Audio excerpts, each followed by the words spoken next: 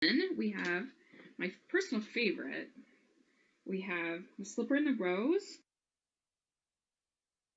This was in 1975, and it stars Richard Chamberlain, and it's kind of more told from the prince's perspective.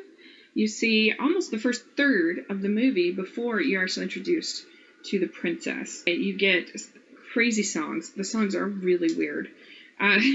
There's one called What Has Love Got to Do with Being Married? So Cinderella is invited, the whole family is invited to the ball, but the stepmother forces Cinderella to make the dresses for her and the two sisters. And she doesn't know how to do it. She doesn't know how to sew. And she's asked to make these dresses. And so she is just so upset. And it is actually then not for her own dress. It's to make these 3 dresses for the sisters and the stepmother.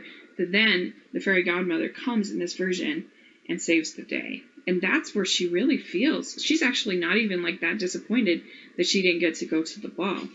And it's at the end that the fairy godmother says, "Oh, I've got a dress for you too, so you should go."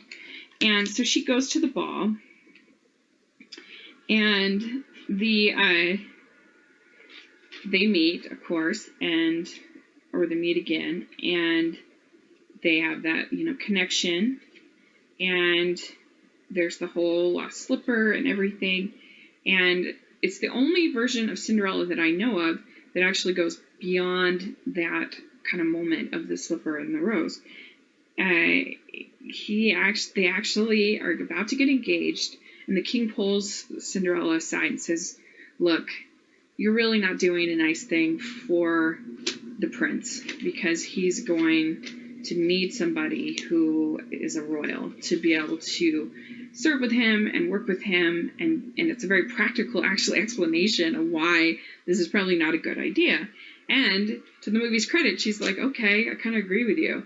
And she gets sent away into exile. And the thing I love about it is that she's actually happy in exile. She's happy, fine. She thinks about the prince. Oh, he was nice. But she's okay. She doesn't need that. She's just happy to not have to work so hard and to be a slave.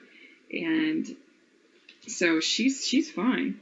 And then the fairy godmother actually comes and finds her in exile and says, "Hey, you remember that prince that you used to like? He's getting married, because he's about to get married to this other princess, and who he doesn't love, because it's arranged marriage." And so finally she decides, "Okay, I'm going to come." So she shows up at the wedding, actually in a wedding dress. And of course, it takes everyone, and the king is really mad. But the fairy godmother takes him aside and says, "You know what? This is really the best thing for the whole kingdom. They all need to see that this true love happens."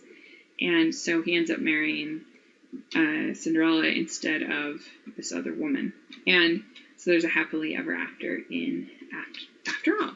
But it's a little bit of a different sort of take on it. It's not as, we saw each other, we knew we were right, and then we drove off into the sunset. There's a little bit more challenge.